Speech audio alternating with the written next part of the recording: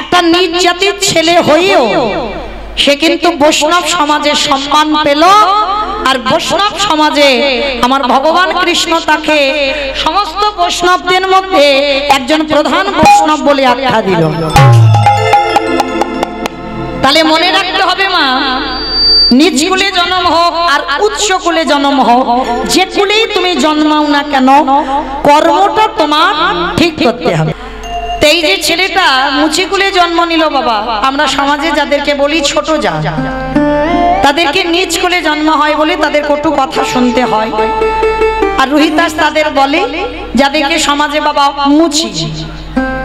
কিন্তু বাবা এই রোহিতাস এটা তো টাইটেল, এটা তো নাম নয়। আমরা অনেক ভক্ত জানি না বাবা, বলি ভক্তের নামটা রোহিতাস, কিন্তু না, ভক্তের নাম রোহিতাস নয়, ভক্তের নামটা হচ্ছে এটা টাইটেল। যেমন আমার নামটা মৌমিতা ঘোষ মন্ডল, এটা টাইটেল, তার রোহিতাসের এটা টাইটেল, কিন্তু এর নাম আছে বাবা।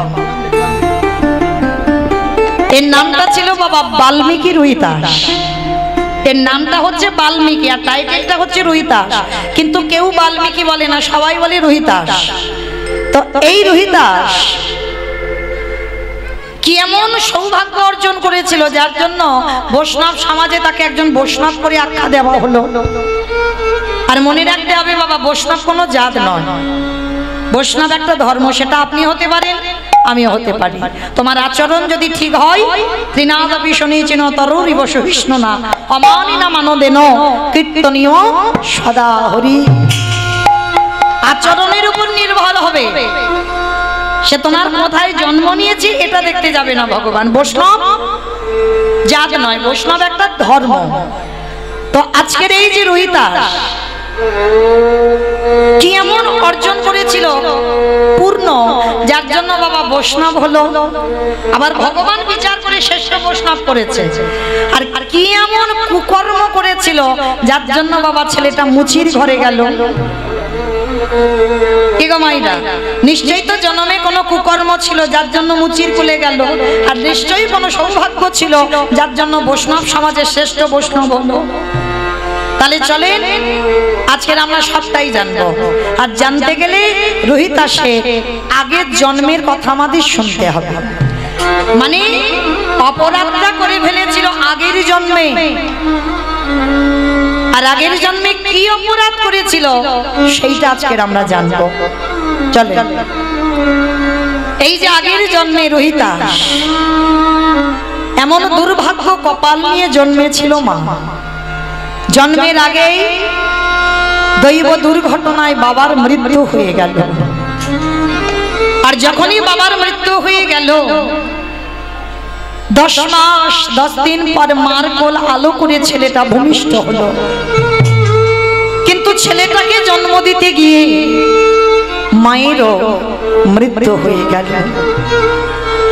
জন্মের আগে বাবা চলে গেল, জন্ম দিতে গিয়ে মা চলে গেল। আচ্ছা মায়েরা বলো তো দেখি,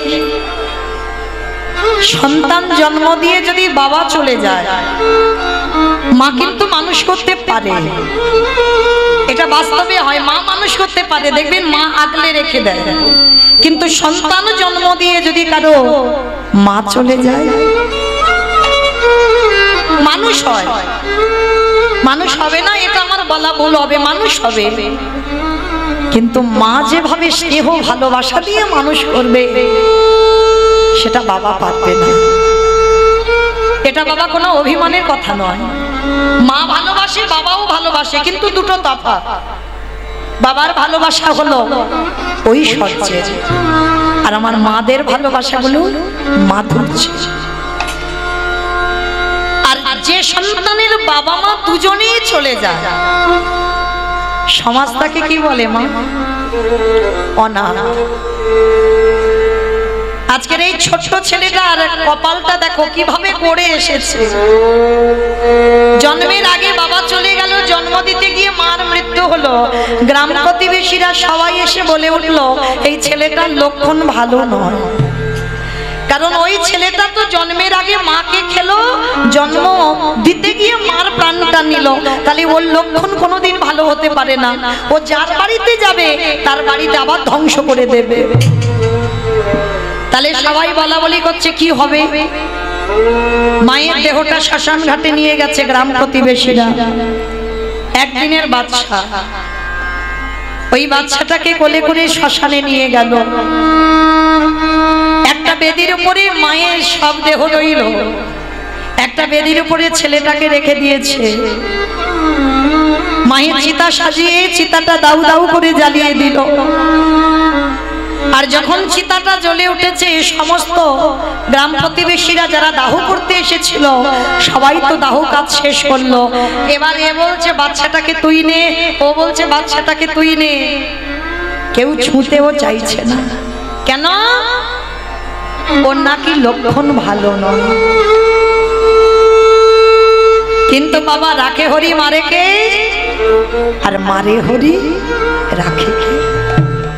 ভগবান যদি মনে করি কারোরই রাখবে, তাকে কি নিতে পারে? আর ভগবান যদি মনে করি আমি নেব, কারোর সাধ্য নাই বাবা তুমি আগলে রাখবে। আজকে কেমন ভাগ্য দেখেন ছেলেটা। সবাই মিলে বলা বলি করছে থাকো এখানে পড়ে। কেউ যখন আমরা নিয়ে যেতে চাইছি না, ওকে রাতের অন্ধকারে শ্রীকাল কুকুরে ছিঁড়ে থাক এখানে, চল পালিয়ে যাই চল। এই হচ্ছে সমাজ। তবে মা সবাই খারাপ নয়। সমাজে যদি বাবা ভালো লোক না থাকতো, সমাজে যদি ধর্ম না থাকতো, তাহলে পৃথিবীটা কি এখনো দাঁড়িয়ে থাকতো? অধর্ম তো থাকবে, কিন্তু তার সঙ্গে সঙ্গে ধর্মও আছে, যার জন্য এখনো পৃথিবীটা দাঁড়িয়ে আছে। না হলে কবেই বাবা ভগবান ধূলিসাৎ করে দিত। আজকের ছেলেটার ভাগ্য দেখুন কেমন। ওই শ্মশানে রেখে গ্রাম প্রতিবেশী সবাই চলে গেল। ভগবান মনে মনে চিন্তা করছে একটু ভালো করে যাচাই করে নিতে হবে না যে ও আমার ভক্ত না ও আমার নকল ভক্ত। ভক্তকে যাচাই করবার জন্য সারা রাত বৃষ্টি হচ্ছে, সারা রাত মুষলধারায় বৃষ্টি। আর ওই একদিনের বাচ্চা সারা রাত বৃষ্টিতে ভিজেছে। সারা রাত যখন বৃষ্টিতে ভিজেছে মা, গলা থেকে কোনো আওয়াজ বের হচ্ছে না কান্নার, শুধু একটা পাখির বাচ্চার মতো চি চি করে আওয়াজ করছে। আর ঠিক ভোরের বেলা এক বুড়ি মা ওই শ্মশানের পাশ দিয়ে যাচ্ছে। যেতে যেতে ওই কান্নাটা শুনতে পেয়ে আরে মনে হচ্ছে শ্মশানে কেউ কাঁদছে না, কিন্তু এত ভোরের বেলা কে কাঁদে? ছুটে গেল বুড়িমা, আর গিয়ে দেখছে বাবা একটা পুটলিতে জোড়ানো ছোট্ট একটা শিশু বালক। ওই ছোট্ট শিশু সন্তানটাকে কোলে তুলে নিয়ে বলছে প্রভু ভালোই হয়েছে, আমারও কেউ নেই আর এরও কেউ নেই। তাহলে এরও কেউ নেই, আমারও যখন কেউ নেই, আজকে থেকে ওকে আমি আমার কাছে রাখবো। লক্ষ্য করবেন মা, কোথাকার সন্তান কোথায় গিয়ে দাঁড়াবে। ওই বুড়িমা নিয়ে গেল, আর বুড়িমা নিয়ে গিয়ে সারাদিন ওই মাধুকুরি করে যা পায় সেগুলো বিক্রি করে ওই বাচ্চাটার জন্য দুগ্ধ কিনে আনে। কত রাত ওই বুড়িমা নিজে খায় না, ওই সন্তানটাকে খাওয়ায়। আজকের খাওয়াতে খাওয়াতে ছেলেটার বয়স হলো 5 বছর। আর ওই 5 বছরের ছেলেটার অন্য কিছু খেলা নেই বাবা, ওর শুধু একটাই খেলা। কি খেলা জানো? রাধা কৃষ্ণ সেবিব জীবনে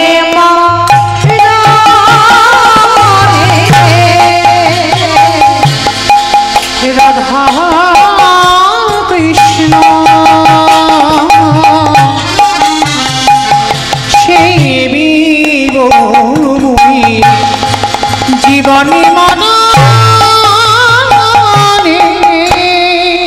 আজ যে স্থানে লীলা করেন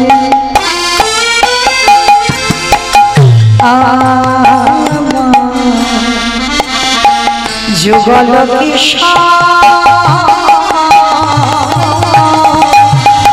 আহা যে স্থানে জীবনী লীলা করে যুগল কিশোর আজ সখীর সঙ্গিনী হইয়া আজ সখীর সঙ্গিনী হইয়া আজ তাহের রাধা কৃষ্ণ জীবনী মনে রাধা কৃষ্ণ জীবনী মনে আজ বৃন্দাবনে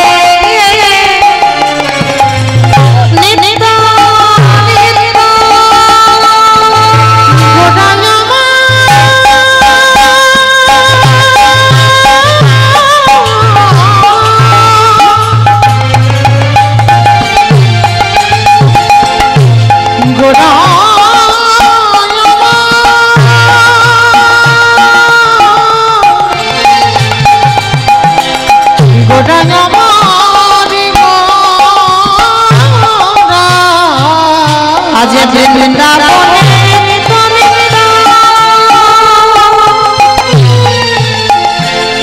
ওই যুগল লীলা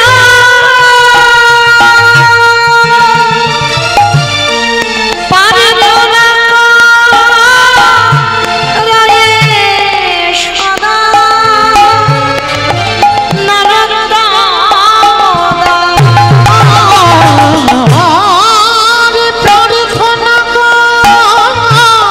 রায়ে সদা নারদা নরদাদা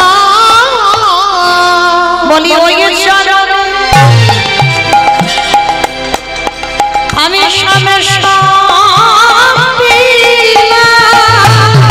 আমার জীবন যৌবন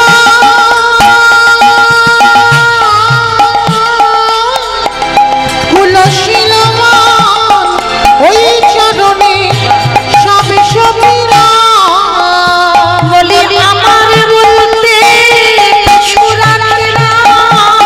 আমি ওই চরণে সবে সবিরা বলি আমার বলতে কিছু না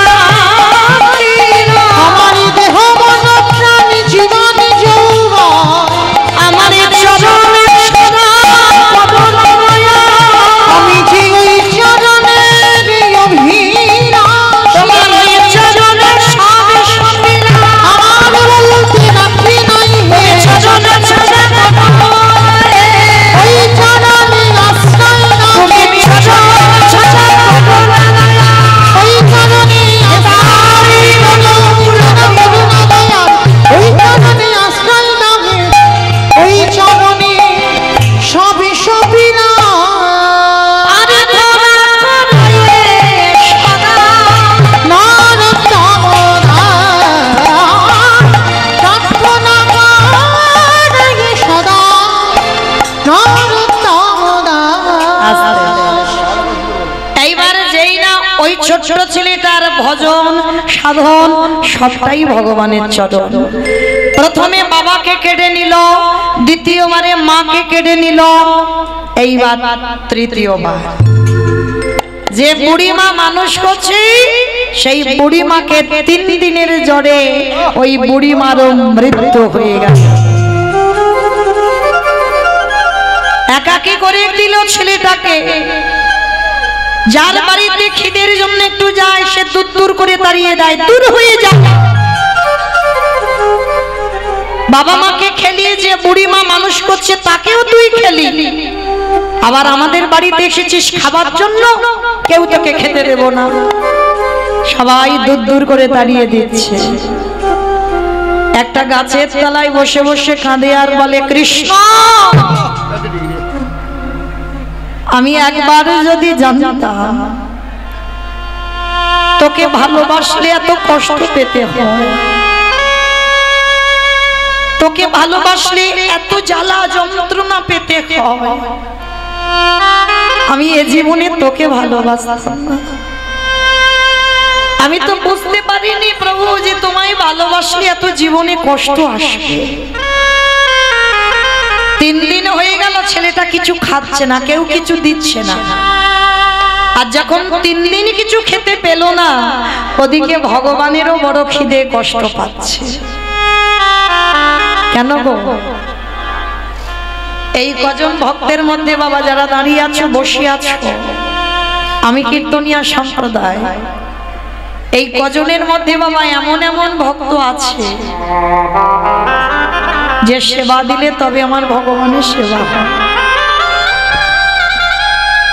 আর যে সেবা না দিলে আমার ভগবান উপবাসে থেকে যায়।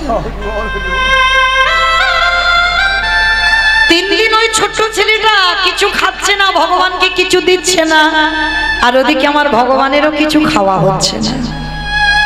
ভগবান মনে মনে চিন্তা করলো, দাঁড়াও একবার গিয়ে দেখি তো ভক্ত যে বড় কষ্ট পাচ্ছে। যাই একবার ভক্তের কাছে গিয়ে একটু সান্ত্বনা তো দিয়ে আসি।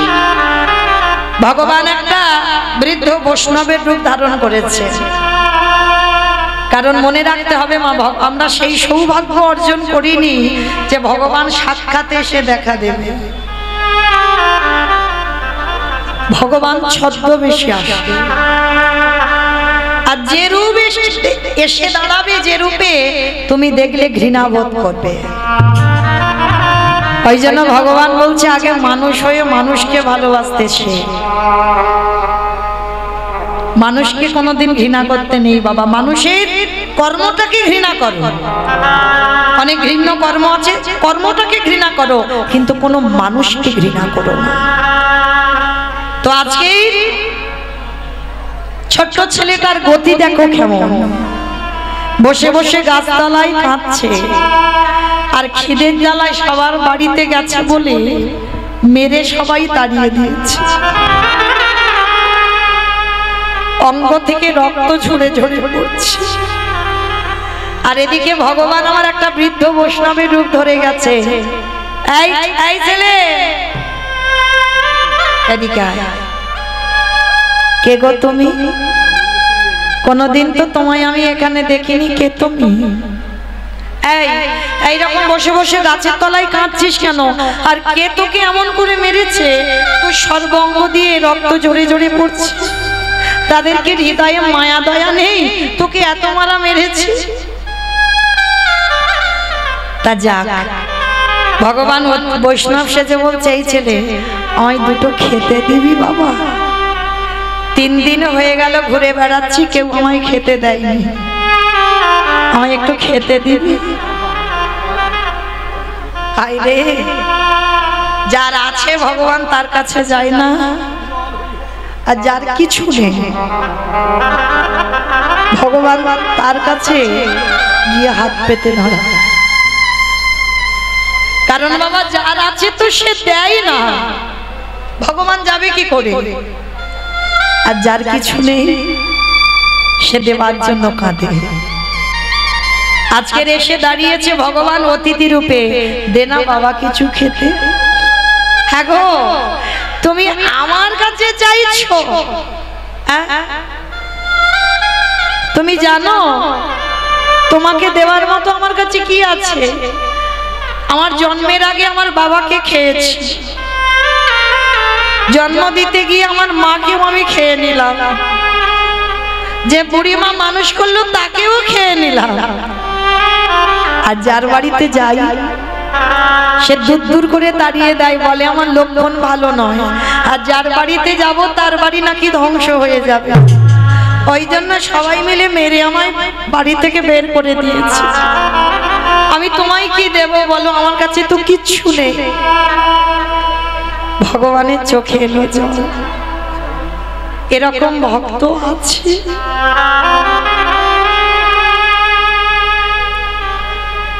এমন সরলতা, এমন প্রেম, এমন ভালোবাসা আছে। এই ছেলে, তা ঠিক আছে, তুইও খেতে পাসনি 3 দিন, আমিও 3 দিন খেতে পাইনি। তাহলে একটা কাজ কর, তোর খাবারের একটা দিশা আমি বলে দিই। একটু দূরে যাবি, ওইখানে গিয়ে দেখবি একটা আশ্রম আছে। ওই আশ্রমে অনেক ছোট ছোট বাচ্চারা থাকে। যা, আজকে থেকে তুই ওই আশ্রমে গিয়ে থাকবি। আচ্ছা বাবা ঠাকুর, আমি আশ্রমে গেলে থাকতে দেবে কেন? আমার তো কেউ নেই গো জগতে, আমি যে অনাথ। আশ্রমে থাকতে গেলে বংশ পরিচয় তো কিছু লাগবে, আমার তো কিচ্ছু নেই। কে বলেছে? শোন, তোর কাছে যেটা আছে সবার কাছে সেটা নেই। সেটা কি গো মা? যেটা হলো ভক্তি। ওইটাই দিয়ে তো ভগবানকে জয় করা যায়। পাণ্ডিত্য দিয়ে পাওয়া যায় না ভগবানকে। পাণ্ডিত্য দিয়ে যদি পাওয়া যেত বাবা, তাহলে নিমাই নবদ্বীপের মাটিতে পণ্ডিত হয়েও সবকিছু ত্যাগ করে সন্ন্যাস হতো না। নিমাই যখন দেখলো আমার মধ্যে পাণ্ডিত্য এসেছে কিন্তু আমার মধ্যে ভক্তি নেই, পাণ্ডিত্য এলেই বাবা হৃদয়ে একটু অহংকারের দানা বাঁধবে। ওই জন্য পাণ্ডিত্য থাকলে ভজন হবে না, পাণ্ডিত্য এলেই তোমার ভক্তি চলে যাবে। যার জন্য নিমাই যখন বুঝতে পেরেছিল বাবা সবকিছু পাণ্ডিত্য ত্যাগ করে দিয়ে সব ছেড়ে দিয়ে চলে গেল। হা কৃষ্ণ, প্রাণ কৃষ্ণ বলে কেঁদে বেড়াল। আজকে ছেলেটাকে বুঝিয়ে দিয়ে ভগবান কিছুক্ষণ পরে অন্তর্ধান হয়ে চলে গেল। আর ওই ছোট ছেলে ছুটতে ছুটতে গিয়ে ওই আশ্রমটা ছিল গুরু রামানন্দ ঠাকুরের আশ্রম। আর একেবারে রামানন্দের চরণে পড়ে একেবারে আছাড় খেয়ে পড়ে ডাকলো, গুরুদেব। আয় আয়, কে তুই? আমার পা দুটো জড়িয়ে ধরে কাঁদছিস কেন? নাম কি? থাকিস কোথায়? বাবা মাকে? বাড়ি কোথায়? অনেক প্রশ্ন। ছোট ছেলেটার একটাই উত্তর, আমি অনাথ, আমার কেউ নেই। এই জন্য আমার পা দুটো জড়িয়ে ধরলি? হ্যাঁ রে বাবা, আমার আশ্রমে থাকতে গেলে কিছু নিয়ম আছে। ভালো গুরুদেব, আমায় কি করতে হবে? আমি করব। শোন, আমার এই গুরু আশ্রমে থাকতে গেলে তাকে মুষ্টি ভিক্ষা করতে হবে। আমার মুষ্টি ভিক্ষার একটা নিয়ম আছে। এই যে আমাদের শরীর যতক্ষণ চলবে ততক্ষণ বাড়িতে বাড়িতে ভিক্ষা করতে পারবো, কিন্তু এই যে মুষ্টি ভিক্ষাটার নিয়ম রামানন্দ স্বামী মাত্র 3টে বাড়ি। আর 3টে বাড়ির ভিতরে গেলে হবে না, তুমি রাস্তা দিয়ে যাবে, তোমার কাঙাল বেশ দেখে, তোমার ওই পাগল মনে করে গেরুয়া পোশাক দেখে কেউ যদি বাড়ির বাইরে এসে তোমার এক মুষ্টি ভিক্ষা দেয়, ওই রকম 3 মুষ্টি ভিক্ষা, 4 মুষ্টি নিলে হবে না, 3 মুষ্টি ভিক্ষা এনে আমার প্রভুর জন্য রন্ধন করে দিতে হবে। কিরে ছেলে, পারবি? পারবো, পারবো গুরুদেব। তবে শোন, যদি কোনোদিন অন্যথা হয় সেদিন কিন্তু আমি গলা ধাক্কা দিয়ে আশ্রম থেকে বের করে দেব। ঠিক আছে গুরুদেব, আমি কথা দিচ্ছি কোনোদিন আমার ভুল হবে না, আমি প্রতিদিন মুষ্টি ভিক্ষা করব। আশ্রয় পেয়ে গেল।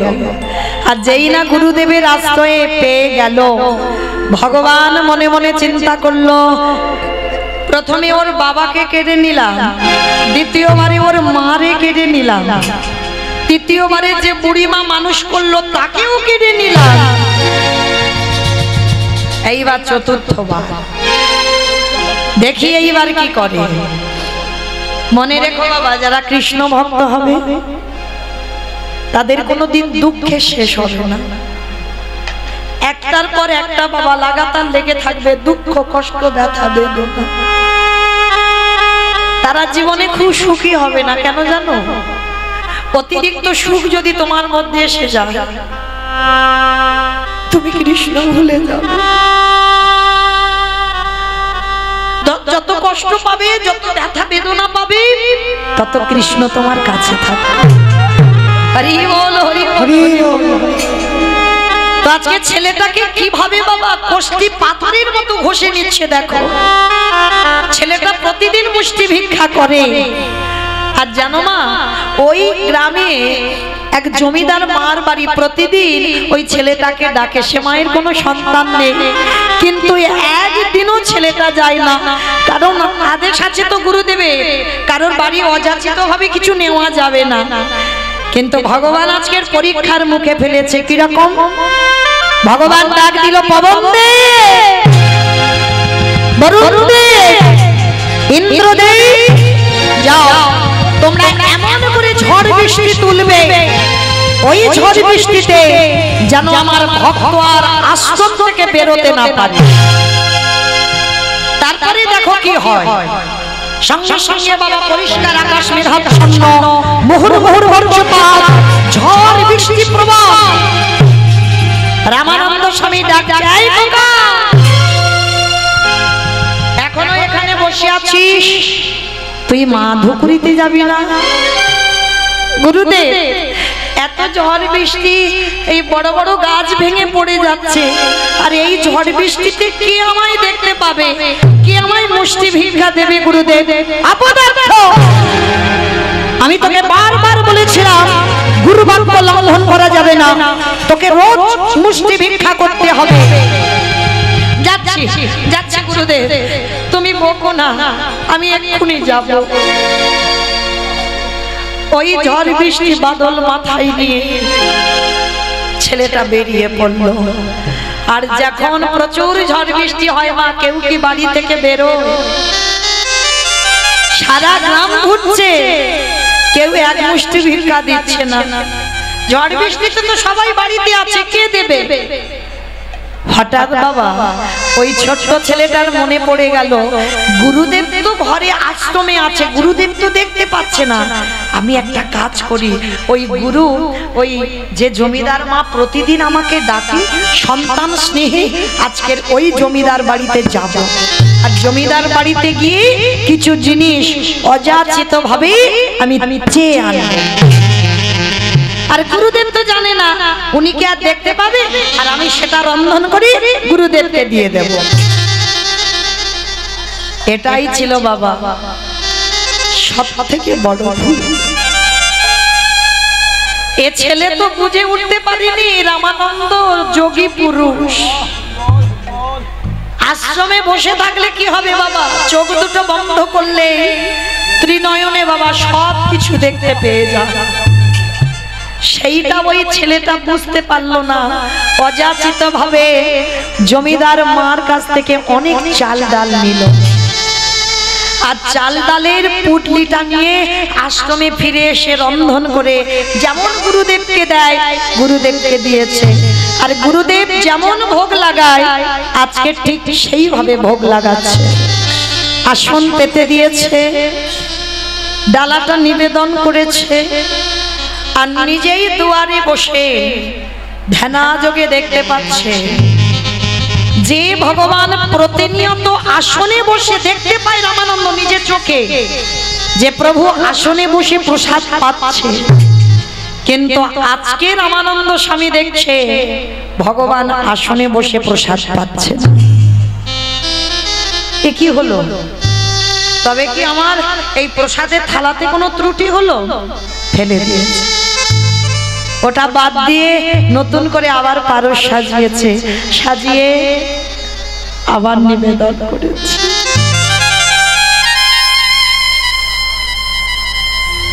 দাদা যোগে দেখছি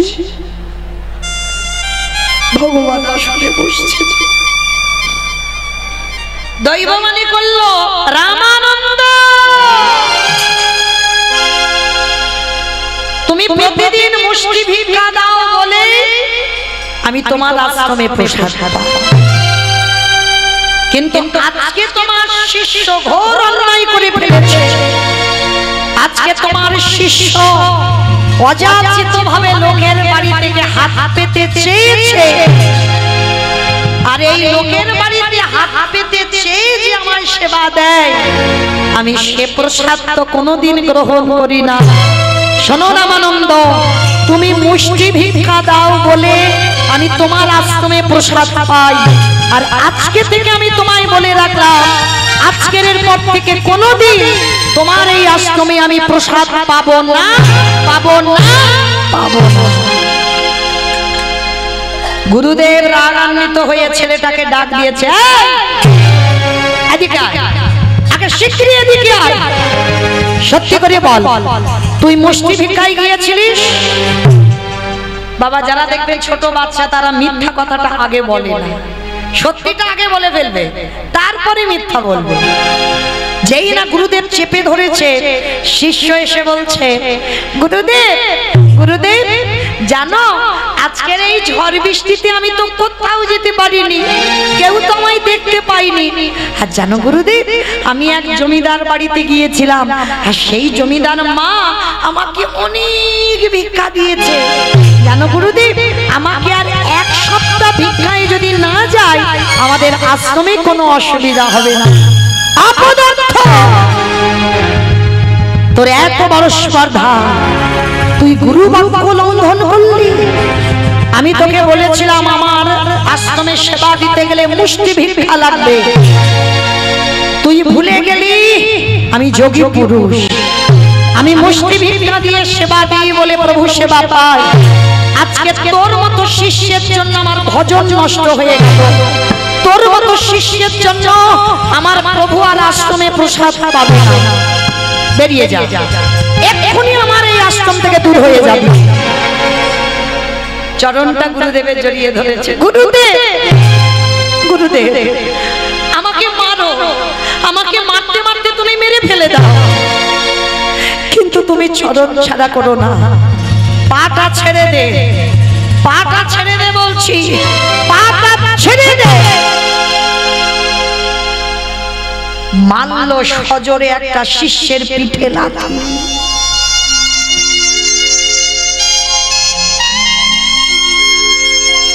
এত জোরে লাথি মেরেছে মা, ছোট বাচ্চা তো, পিঠে খড়মের চিহ্নটা পড়ে গেছে।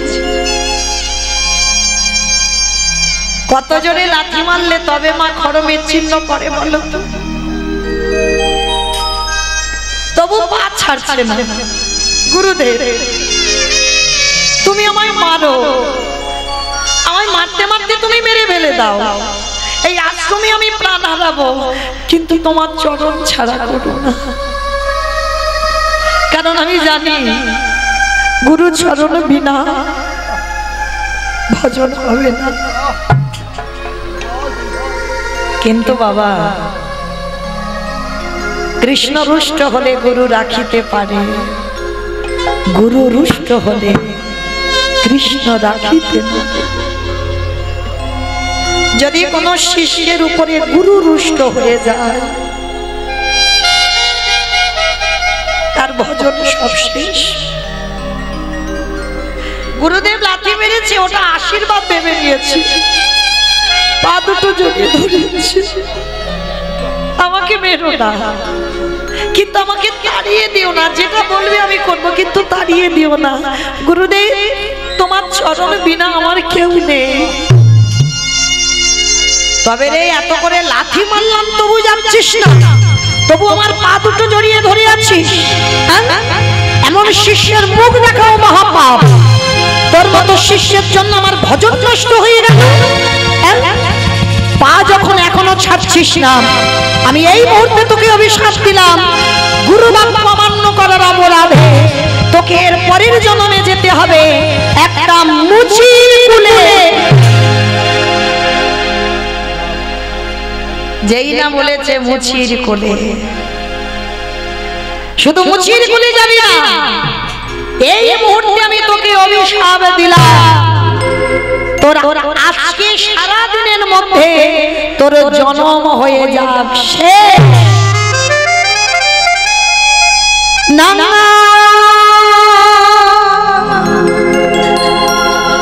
বলো না, আমি আর সইতে পারি না, আমি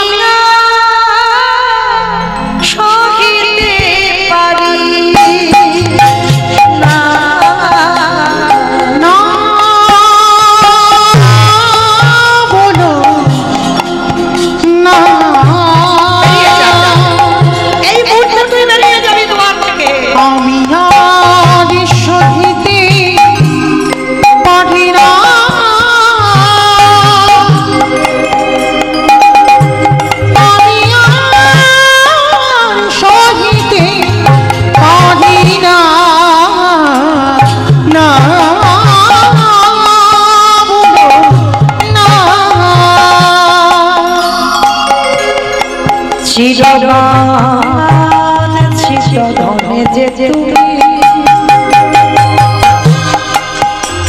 আমারে ছাড়িয়া তুমি যেও না আমারে ছাড়িয়া তুমি যেও না চিরবাঞ্ছিত ধন যে তুমি আমায় ছাড়িয়া তুমি যেও না আমায় ছাড়িয়া তুমি যেও না না ও গো গুরুদেব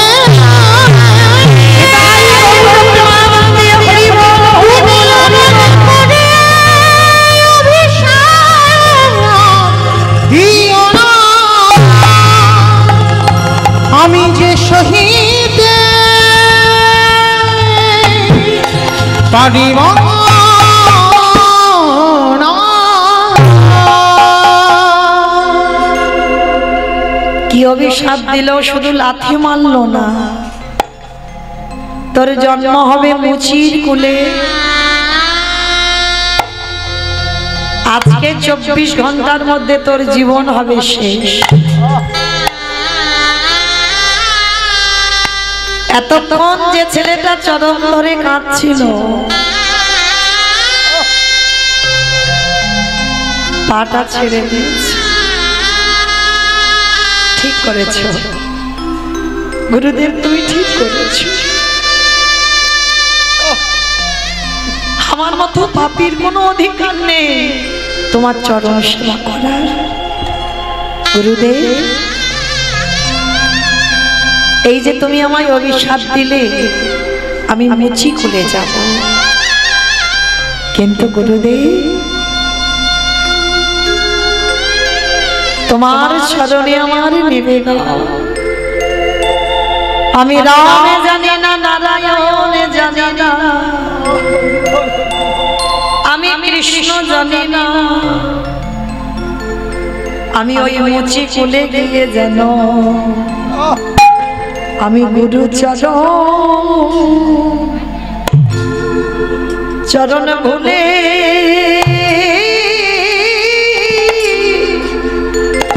ভুলে না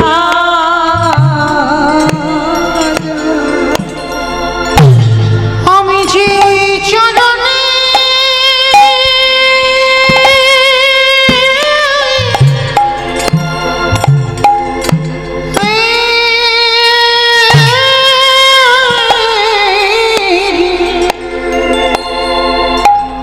আমি যে ওই চরণে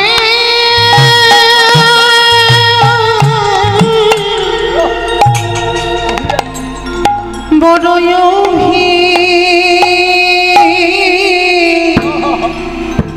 অভিলাষী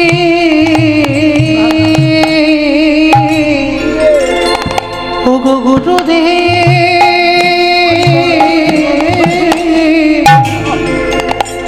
আমি যেন ওই চরণ যেন কোনোদিনও ভুলে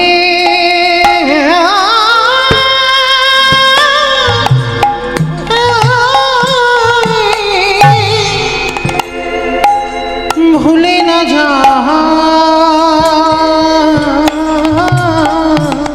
ওগো দয়াল গুরুদেব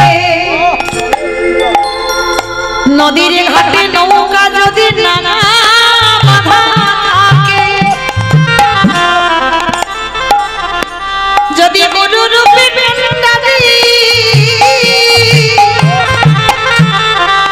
যদি তোমার ওই নৌকা খানা পেয়ে নিয়ে না যায় তাহলে বলো বলো কলির জি আমাদের কৃষ্ণ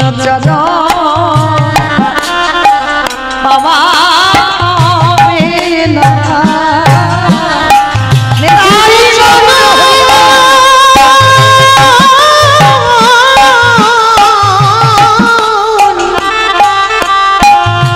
এবারে গুরু চরণ আশ্রয় না করিলে আমাদের কৃষ্ণ চরণ পাওয়া হবে না। আজকে ছেলেটাকে এত কথা বলছে, মারলো, মুচির কোলে জন্ম দিল, বললো আজকেই তোর মৃত্যু হয়ে যাবে, তবু বলছে গুরুদেব আমি উচ্চ কোলে যাই আর নিচে কোলে যাই, আমি যে কোলে যাই না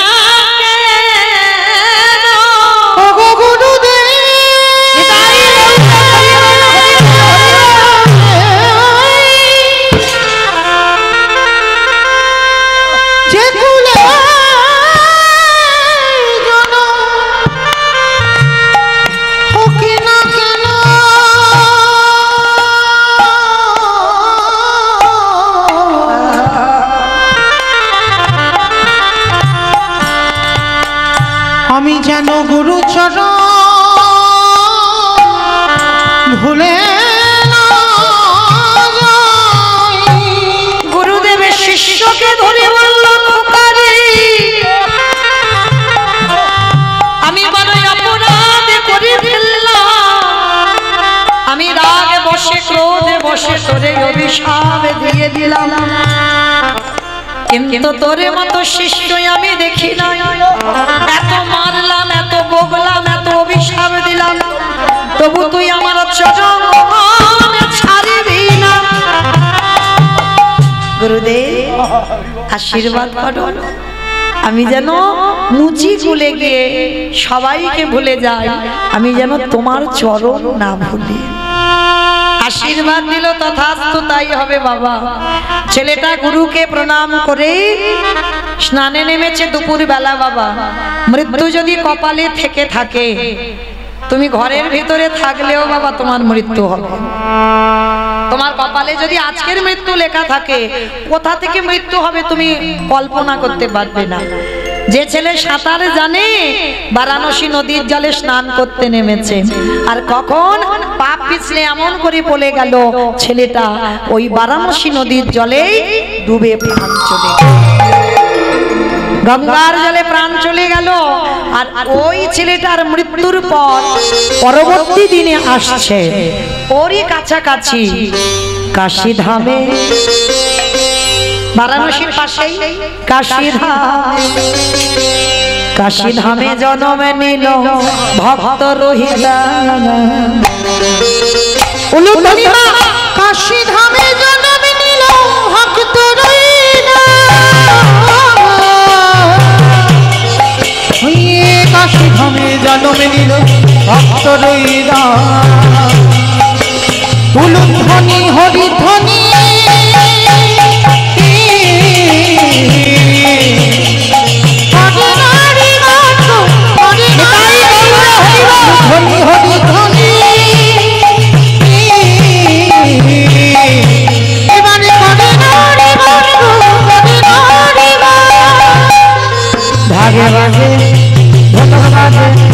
ভাগে বাজে ঢোলক বাজে মাদলে দিল,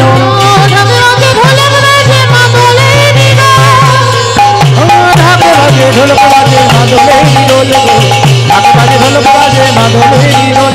উলুধ্বনি উলুধ্বনি হরিল ভুবন গো, হরিল ভুবন, হরিল ভুবন গো,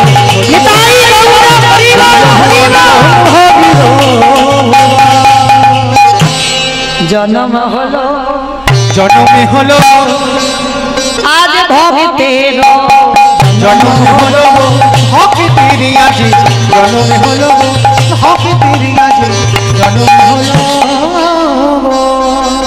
মুচিপাড়াতে রাঘব রহিদাসের ঘরে ছেলেটার জন্ম হলো, কিন্তু জন্মাবার পরে মা হয়ে গেল জাতিস্বর।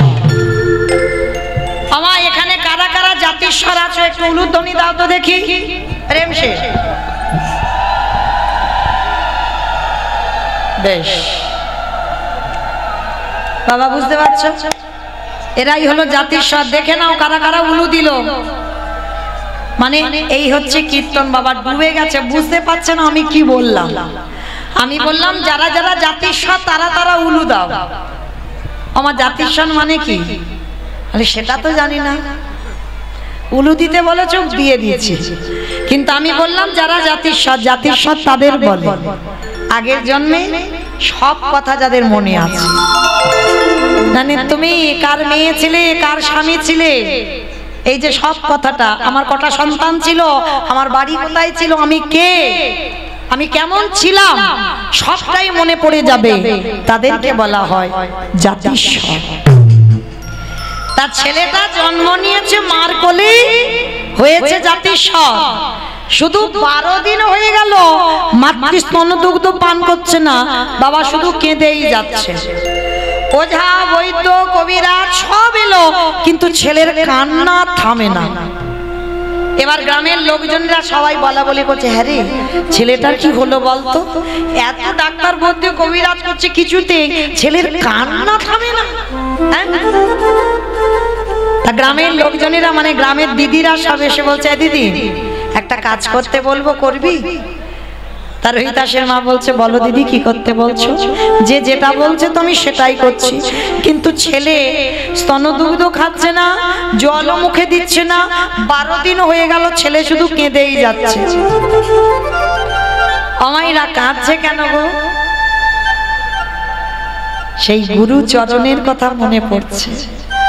12 দিনের ছেলে তো কথা বলতে পারে না, সে গুরু চরণ বলতে পারছে না, মা কেঁদেই পাগল।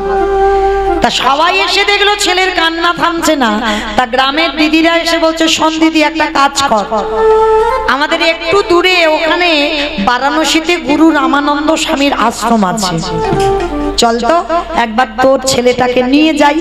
আর যেই না বলেছে রামানন্দ, ওই আওয়াজটা যেই ছেলের কানে গেছে, ছোট্ট 12 দিনের ছেলে খিলখিল করে হেসে উঠল।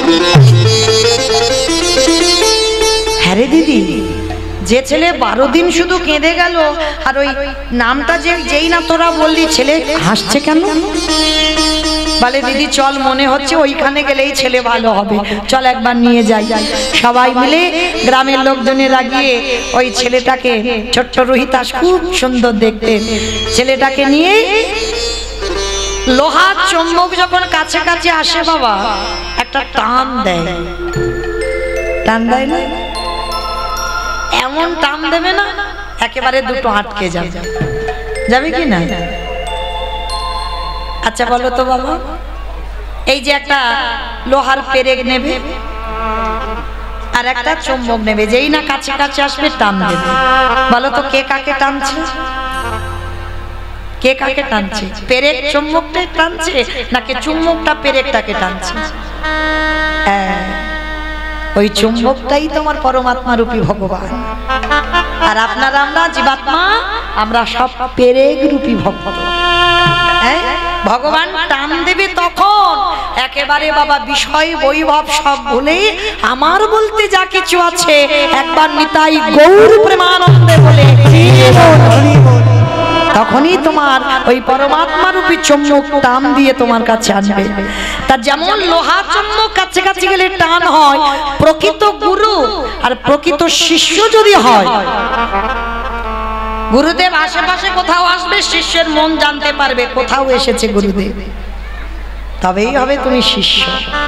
হ্যাঁ, হতে হবে রামকৃষ্ণ দেবের মতো, হতে হবে গিরিশের মতো। হ্যাঁ, বললে আর ফুরাবে না বাবা, সময় তো চলে এসেছে, ঠিক ঠিক করে ঘড়ির কাঁটা। তো এইবার যেই না ছেলেটাকে নিয়ে যাচ্ছে বাবা কাছে কাছে, সঙ্গে সঙ্গে ছেলের কান্নাটা একেবারে থেমেই গেল। আর দেখে না রামানন্দ যোগাসনে বসে আছে, সঙ্গে সঙ্গে ছেলেটাকে নিয়ে একেবারে রামানন্দের চরণে দিয়েছে। আর যেই না চরণে দেওয়া সঙ্গে সঙ্গে বলছে, আরে তোলো তোলো তোলো তোলো তোলো, আরে বাচ্চাটাকে মাটিতে ফেললে কেন, তোলো তোমরা। কেউ যখন তুলছে না, রামানন্দ স্বামী ওই বাচ্চাটাকে নিয়ে, আর দেখবেন বাবা সে নারী বলো আর পুরুষ বলো, কোন বাচ্চাকে যখন কাঁধে করে নেয় দেখবেন একবার পিঠে অন্তত হাত বোলাবে, এটা দেবেই। তা যেই না রামানন্দ স্বামী ছেলেটার পিঠে হাতটা বুলিয়েছে, আর হাতটা দিয়েই সঙ্গে সঙ্গে চমকে উঠেছে, কে একে সত্যি করে বল তুই কে? আজকের কে তুই আমার কোলে উঠেছিস? অমাইরা চমকে উঠলো কেন গো? সেই যে আগের জন্মে লাথিটা মেরেছিল, শিষ্যের পিঠে খড়মের দাগটা পুরোপুরি পিঠে আছে। যেই না পিঠে হাত বুলিয়েছে, শিষ্যকে নিয়ে বলছে, ওরে আমি বুঝতে পেরেছি তুই সেই শিষ্য আমার। তুই আমার অদর্শনে 12 দিন ধরে কাঁদলি, জলস্পর্শ করলি না, স্তন দুগ্ধ মুখে দিলি না। তোর প্রতিজ্ঞা আমার চরম দর্শন করে তবে তুই স্তন দুগ্ধ পান করবি। ছোট অবলা শিশু বললেন, ওগো দয়াল গুরুদেব, সেই যদি কৃপা করে দেখা দিলে, তবে 12 দিন পরে দিলে কেন? সেই যদি দেখা দিলে 12 দিন পর দিলে কেন? 12 দিন আমি তোমার জন্য কষ্ট পেয়েছি। ছেলেটাকে নিয়ে কাঁদছে গুরু রামানন্দ, আর এরা বাবা মা গ্রামের লোকজনরা মাথায় হাত দিয়ে বসে আছো। মা, এদের কি চলছে আমরা তো বুঝতে পারছি না, কারণ এরা যে আগের জন্মে গুরু শিষ্য। কারণ শিষ্যের মৃত্যু হয় রুইতাস, কিন্তু রামানন্দ স্বামীর এখন মৃত্যু হয়নি। তা যেই না ছেলেটাকে নিয়ে কাঁদছে, 12 দিনের ছেলের কানে বাবা আসল কাজটা দিয়ে দিল। ছেলেটার মাথায় হাত দিয়ে বলছে, শোন খোকা, এক মুখে আমি তোরে অভিশাপ দিয়েছি তুই মুচি খুলে যাবি, আর এক মুখে আমি এই মুহূর্তে তোরে আশীর্বাদ দিলাম, এই জগতে যত কৃষ্ণ প্রেম কৃষ্ণ ভক্তি তোর মধ্যে উদয় হোক, উদয় হোক, উদয় হোক। কি আশীর্বাদ! জগতে যত কৃষ্ণ প্রেম ভক্তি ওই ছেলেটার মধ্যে উদয় হবে। এক মুখে অভিশাপ, এক মুখে আশীর্বাদ। এইবার ছেলেটাকে ওই কানে ওই কাজটা করে দিল না, দেহ শুদ্ধ হয়ে গেল। দিয়ে বলছে, রাঘব চলো তোমার ছেলেকে তোমার বাড়িতে একটু দিয়ে আসি। গুরুদেব, না না না, আমরা মুচি, আমরা ছোট যা, ওই কথা বলো না। আমাদের ঘরে গেলে আমরা যে ঘাটে ঘাট সরি সে ঘাটে কেউ যায় না, আমরা ছোট জাত বলে আমাদের সঙ্গে কেউ মেলামেশা করে না, আমাদের নিজ কোলে জন্ম। চুপ, একটা কথা বলবি না। মুচি হয়ে সুচি হয়ে যদি কৃষ্ণ ভজে, যদি কৃষ্ণ ভজে, সুচি হয়ে মুচি হয়, যদি কৃষ্ণ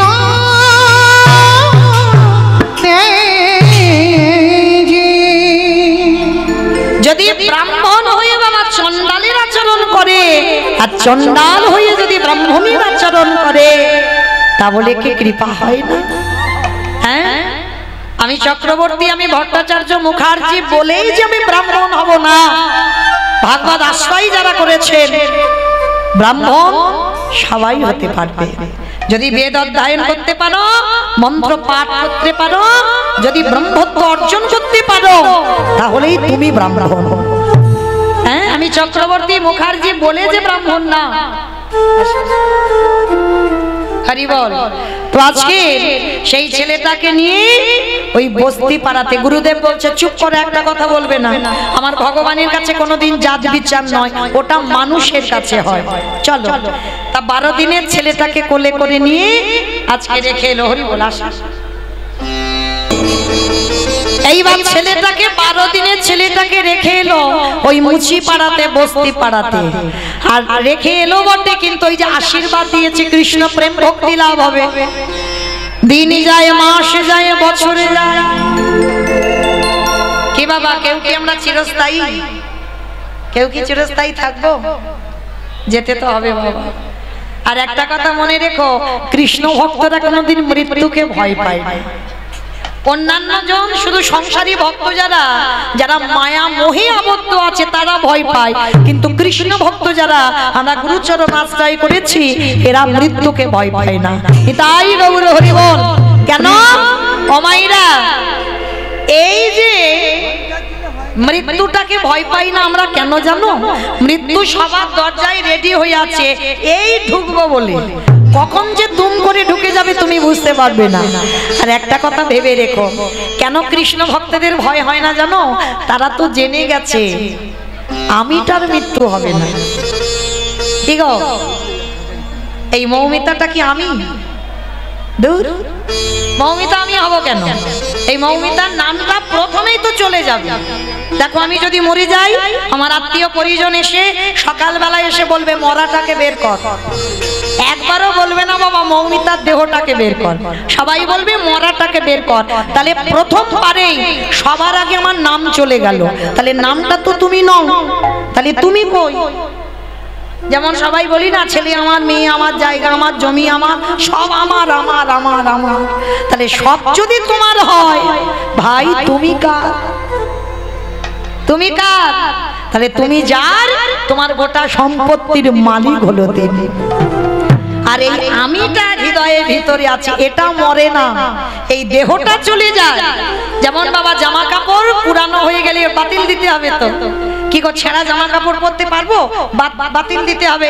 ঠিক তদ্রূপ এই জড় জগতে এই দেহটা বাতিল দিতে হবে। চুল পেকে যাবে, দাঁত পড়ে যাবে, চামড়াগুলো আলগা হবে, মানে পুরানো হয়ে গেছে, এবার বাদ দাও। বাদ দিয়ে আবার নতুন বস্ত্র পরিধান করো, নতুন দেহ ধারণ করো। তাহলে কৃষ্ণ ভক্তরা জানে, কারণ এরা গীতা ভাগবত পড়ে, এরা জানে আমিটার মৃত্যু হয় না। তাহলে এরা এই জন্য বাবা মৃত্যুতে কোনোদিন ভয় পায় না, সব সময় এরা প্রস্তুত থাকে, কখন বলতে কখন এসে যাবে। নিতাই গৌর হরি বল বলে নিয়ে যাবে, নিতাই গৌর হরি বল হরি বল। তাহলে চলেন, আজকে দিন মাস সপ্তাহ পর বছর পর চলে যাচ্ছে, ছেলেটা বড় হলো, বাবা মার মৃত্যু হয়ে গেল।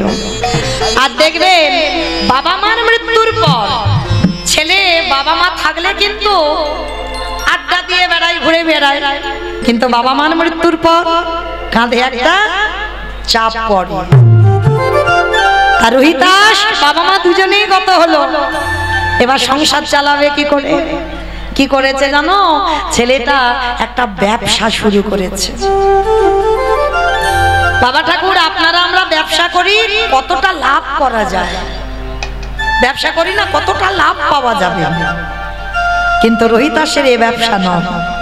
রোহিতাস এমন একটা ব্যবসা খুলেছিল না, জুতোর ব্যবসা।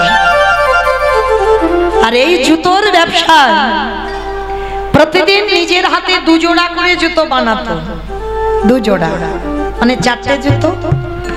এক জোড়া জুতো রাস্তার ধারে বসে বিক্রি করত, আর এক জোড়া জুতো ফ্রিতে মানে বিনা পয়সায় যদি ভক্ত দেখতে পেত, ভক্তকে দান করে দিত। ভালো করে বুঝবেন বাবা রোহিতাসের চরিত্রটা। এটা প্রতিদিন, এটা তার নিত্য কাজ। দুজোড়া জুতো বানাবে, সারা রাত ধরে এক জোড়া জুতো ফ্রিতে দিয়ে দেবে, আর এক জোড়া জুতো বিক্রি করে সংসার চালাবে। তা জানো বাবা, একটা পথিক যেতে যেতে একদিন প্রশ্ন করেছিল, আচ্ছা রোহিতাস একটা কথা বলবো, শুনলাম তুমি নাকি রোজ রোজ দুজোড়া করে জুতো বানাও, আচ্ছা ধরো তোমার এক জোড়া জুতো বিক্রি হলো না, সেদিন তুমি সংসার চালাবে কি করে? এক জোড়া জুতো বিক্রি হচ্ছে না, তাহলে সেদিন তুমি কি খেয়ে থাকো? অনাহারে না কি করো? তোমার তো আর কিছু রোজগার হলো না, কি করে থাকো? তার রোহিতাস শেষে বলছে, পথি যেদিন বাহ্যিক জগতের আহারে কিছু জোটে না, ভালো করে কথা শুনবেন, বাহ্যিক জগতের আহারে যেদিন কিছু জোটে না, যেদিন আমার এক জোড়া জুতো বিক্রি হয় না, সেদিন আমি কি করি জানো? আমার ঘরে আছে জলধর মূর্তি, তার চরণ তলে বসে সারা রাত আমি কি করি জানো? আমারে ভক্তি চন্দনে মনে তুলসিয়ার নয়নের জলে দিয়ে, তাহলে কি পান করো? আমি হরির নামামৃত রস আমি পান করিব।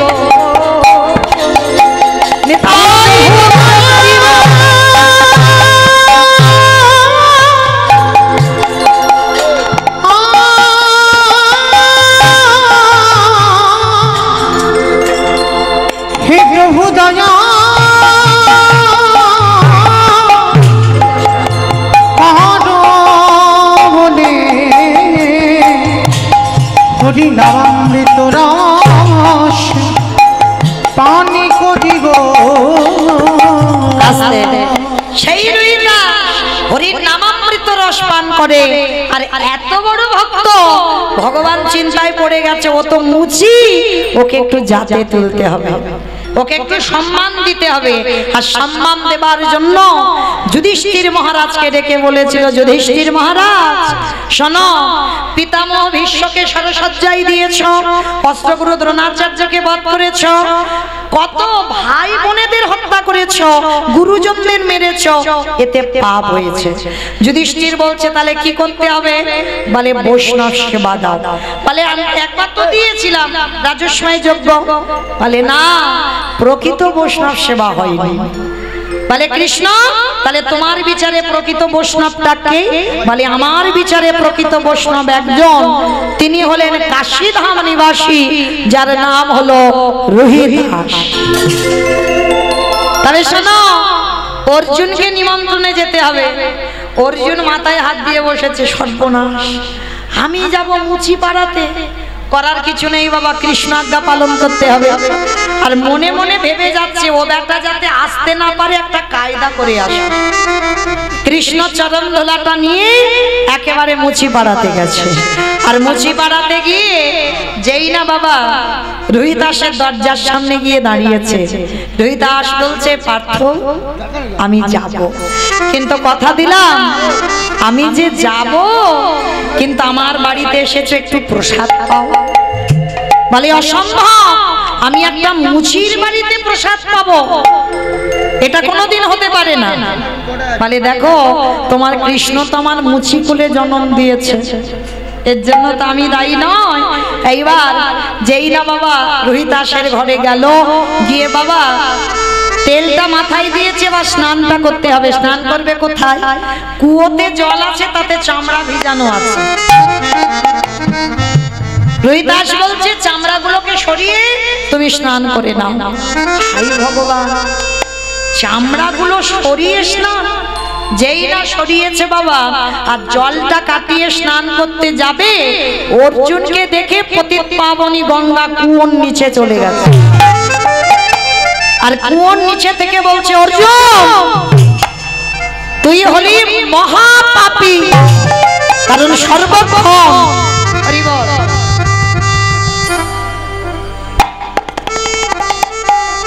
সর্বক্ষণ তুই ওই বৈষ্ণব নিন্দা করিস।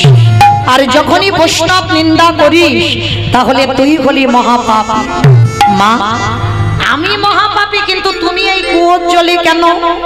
তাহলে অর্জুন, সবাই পাপ করে আমার জলে ডুব দিতে যায়, আর সবার পাপ আমি মাথায় করে বয়ে বেড়াই, কিন্তু আমাকেও তো কোথাও ধুতে হবে। তাও মা, তা তুই তো খাল বিল নদী নালা পুকুর ঘাটে স্নান করতে পারতিস। বলে ওখানে স্নান করলে হবে না, রোহিদাস মুচি হতে পারে, আমি কুয়োতে কেন আছি জানিস? সারাদিনে চলে যাই, দিনান্তে একবার ওই মুচির চরণ দুটো আমার বক্ষে পড়ে। আরে রোহিদাস হলো বৈষ্ণব, ওই বৈষ্ণবের চরণ পরশে আমার কোটি কোটি জন্মের পাপ ধুয়ে যায় ওই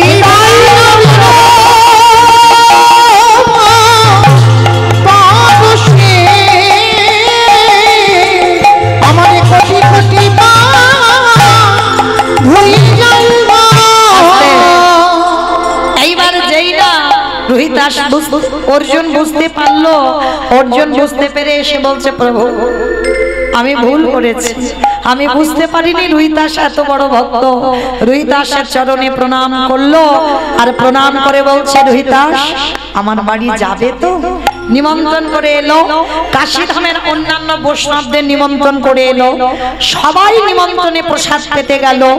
দ্রৌপদী রন্ধন করে অন্ন ব্যঞ্জন দিয়েছে, সবাই প্রসাদ পেল বাবা। কিন্তু কৃষ্ণ বলে দিয়েছিল, মুক্তি তখন পাবে বৈষ্ণবের গ্রাসে গ্রাসে স্বর্গে জয় ঘণ্টা বাজবে। এইবার যেই না বাবা রোহিদাসকে সেবা দিয়েছে, রোহিদাস একসঙ্গে অন্ন ব্যঞ্জন মাখি ভোজনেছে জনার্দন বলে বদনে দিয়েছে। কিন্তু দিলে কি হবে বাবা? প্রসাদ পাওয়া হয়ে গেল, কিন্তু ঘন্টা বাজে। ঘন্টা বাজলো না কেন? তার একটাই কারণ, দ্রৌপদী অপরাধ করে ফেলেছে। কারণ বৈষ্ণব যারা হবে বাবা, কোনো বিষয়ের প্রতি লোভ লালসা থাকবে না। এই যে পঞ্চ ব্যঞ্জন, ব্যঞ্জন মানে তরি তরকারি, অন্ন মানে ভাত, তা এই যে পঞ্চ ব্যঞ্জন তৈরি করে তুমি ভগবানকে দিয়েছো, আর দেখবেন ভগবানের প্রসাদ পেতে গেলে সব একসঙ্গে মাখাতে হবে। হ্যাঁ, ডাল, আলু ভাজা, চাটনি, পায়েস, পাঁপড়, পনির, যা কিছু করবে সব একসঙ্গে মাখাতে হবে। আর দেখবে ওই একসঙ্গে মাখালে তার একটা আলাদা। আর বৈষ্ণবে যারা হবে তাদের চরিত্র এমন থাকা উচিত যে একসঙ্গে সব প্রসাদ নিয়ে একসঙ্গে মাসিয়ে প্রসাদ। আর রোহিদাসের জন্য আবার আলাদা করে প্রসাদী বানালো, আর প্রসাদী বানিয়ে এবার রোহিদাসকে সেবা দিচ্ছে। সোনার থালায়, রূপোর থালায় ধূপ দিবে প্রদীপে ঘন্টা বাজিয়ে, যেই না আর যেই না নিবেদন করা সঙ্গে সঙ্গে রোহিদাস গ্রাস স্বর্গ হতে জয় ঘন্টা বাজিতে লাগিল। আহা, স্বর্গ হতে জয় ঘন্টা বাজিতে লাগিল, স্বর্গ হতে জয় ঘন্টা বাজিতে লাগিল। আহা, স্বর্গ হতে জয় ঘন্টা বাজিতে লাগিল। আজ উলুধ্বনি হরিধ্বনি করিতে লাগিল, উলুধ্বনি হরিধ্বনি করিতে লাগিল। জয় নাও, জয় নাও, জয় নাও, জয়। সুরধ্বনির কিনারায় সোনার নুপুরে দিয়া পায়ে নাচে না গরে গো সুন্দর সুরধ্বনির কিনারায় সোনার নুপুরে দিয়া নাচে না গরে গো সুন্দর সুরধ্বনির কিনারায় সোনার নুপুরে দিয়া পায় নাচে না গরে গো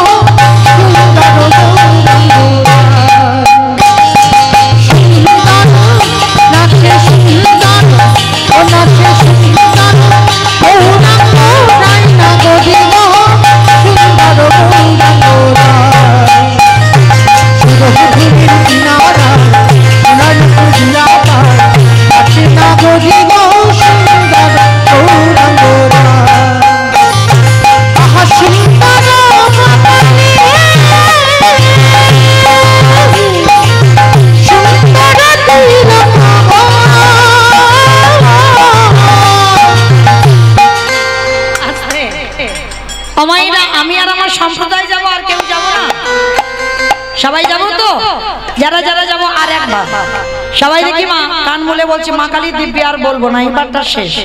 সবাই দেখি একবার হাত দুটো একবার সবাই দেখি তোলেন দেখি, প্রত্যেকে একসঙ্গে, কেমন? প্রত্যেকে একটুখানির জন্য একসঙ্গে তালে তালে করো তালি, কেমন? আহা সুন্দর কপালে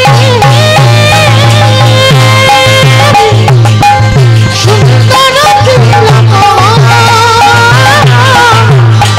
আহা সুন্দর কপালে সুন্দর তিলক,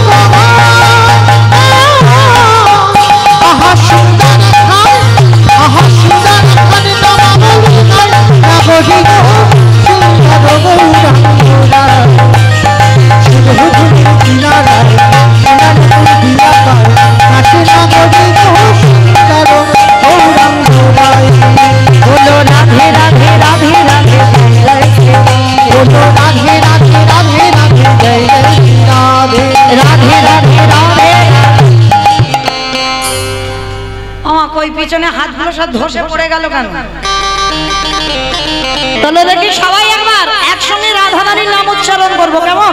সবাই, কারণ সকাল থেকে বাবা যারা আমরা জপের মালাতে জপ করেছি কৃষ্ণ নাম, যা না হবে এই যে রাত্রিবেলা যদি একবার রাধা রানীর নাম উচ্চারণ করো তার হাজার হাজার গুণ পূর্ণ, কেমন? তাহলে দেখি হাত সবাই, রাধে রাধে রাধে রাধে